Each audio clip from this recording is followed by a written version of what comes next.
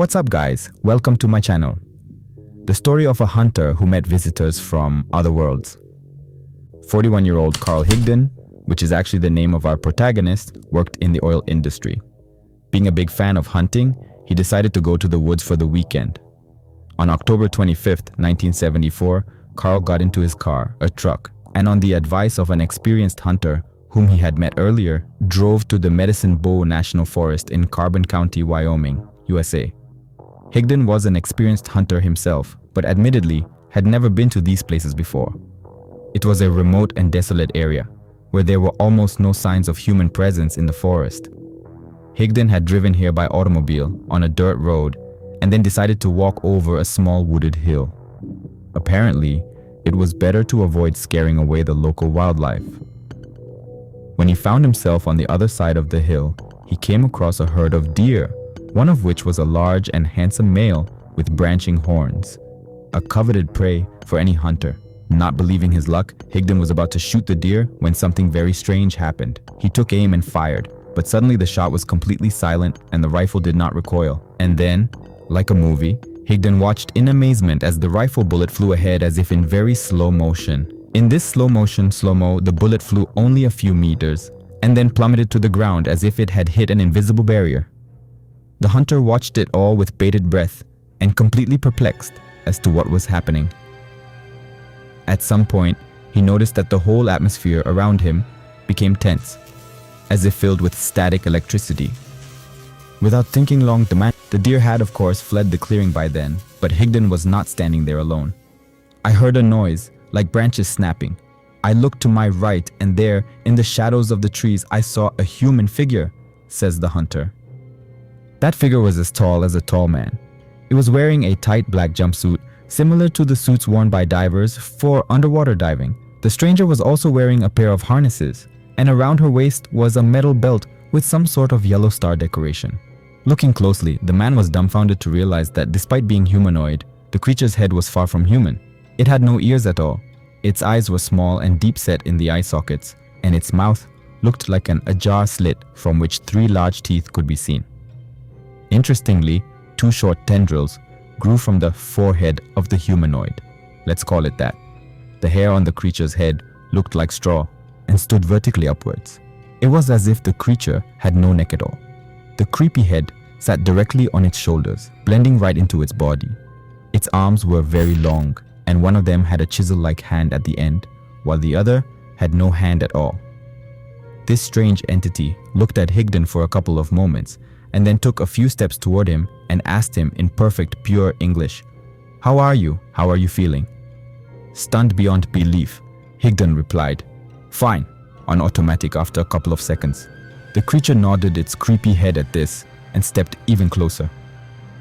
Despite its non-human appearance, Carl noted that the creature didn't look threatening at all. It approached the man and then asked him if he was hungry. Without waiting for the hunter's answer, the strange humanoid pulled out a plastic bag from somewhere and, as if using telekinetics, sent it through the air toward Higdon. He caught the bag with his hands, opened it, and found 4 pills inside. The creature explained that these pills would give him satiety for the whole day. The hunter took out one and swallowed it, and put the rest in his pocket. Here I would like to pause for a moment and draw attention to the naivety of our hero. Why put in your mouth everything that is offered to you? But let's assume that Higdon is just a very gullible person, in addition to a terribly inquisitive experimenter. Okay, let's not dwell on that. Let's move on. Then the creature finally introduced himself and said his name was Ausso. Further referring to himself as Ausso, he pointed to something behind him. Higdon saw there a transparent cube-shaped object that looked like a large box. He saw no entrance or exit, no windows or landing gear there. The box just stood on the ground. It was much smaller than any of our commercial or military aircraft. Higdon states, "You'll think I'm crazy, but this tiny thing was about 1.5 meters high, about 1.8 meters long, and 1.2 meters wide. Tiny was the only word I could find to describe its size." Ausso asked Higdon if he wanted to take a ride on the object, and barely had the hunter had time to give an answer when suddenly, in some incredible way, he found himself inside the box. It was as if he had been teleported there. He did not understand how he had fit into this tiny space, but already here he was gripped by panic. The man saw that his hands, and feet were bound with some kind of ribbons. When he calmed down a bit and came to his senses, he noticed that in the same box there was a kind of force field in which 5 deer were floating. They were as if frozen, and he was sure that they were the same deer he had seen in the clearing. Then, in the same box, he spotted another creature very similar to the first, referring to itself as Ausso. Here is a note from the narrator himself that this same box was obviously much larger inside than it appeared from the outside. This second creature approached our Higdon and placed a helmet of some sort on his head. Then the ship took off. Higdon could watch quietly through the transparent walls as they soared upward, and there, down by the hill, his abandoned automobile stood lonely. Ausso pointed some sort of instrument at it, and the truck, to Higdon's horror, disappeared. Then they rose still higher, and now their location looked more like the orbit of the Earth. Then they flew as if through deep space, and then Ausso explained that they had already traveled 163,000 light miles from Earth. Suddenly, a new planet unknown to the hunter appeared before them, where the ship approached a huge tower. From an interview with Carl Higdon himself, around the tower revolved many colored lights. Like powerful searchlights, they were so bright that it was painful to keep my eyes open. I tried to cover my face with my hands and shouted, "Turn them off! They're burning me!" I couldn't stand their heat. Higdon can hardly remember what happened next. At some point, he saw a group of people outside.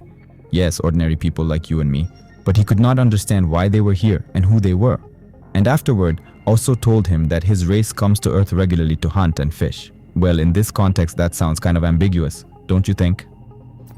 Next, the hunter was placed in some sort of room where he was scanned by some unknown device.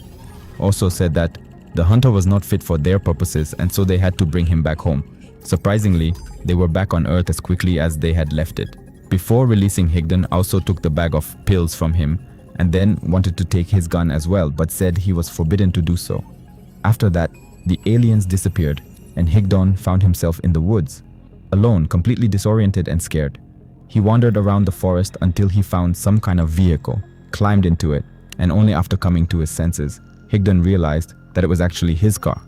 With the help of a walkie-talkie, he gave a distress signal, and then sat in the car for a long time, shivering and waiting for help.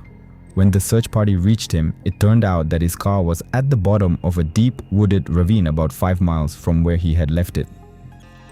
There were no roads nearby, but the best part was that there were no tire tracks leading into the ravine. That fact was already good evidence that Higdon was right.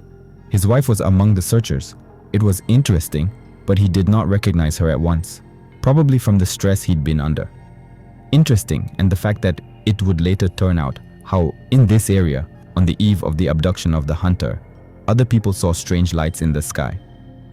When Higdon was found, he was in such a state that he couldn't say much. All he could talk about was a bullet that had flattened when it hit something invisible. Most of his memories were obtained through regressive hypnosis. This is a fairly well-known practice that has been used for many years now to successfully pull out of the unconscious their most hidden fears, memories, trying to deal with intrusive nightmares, etc.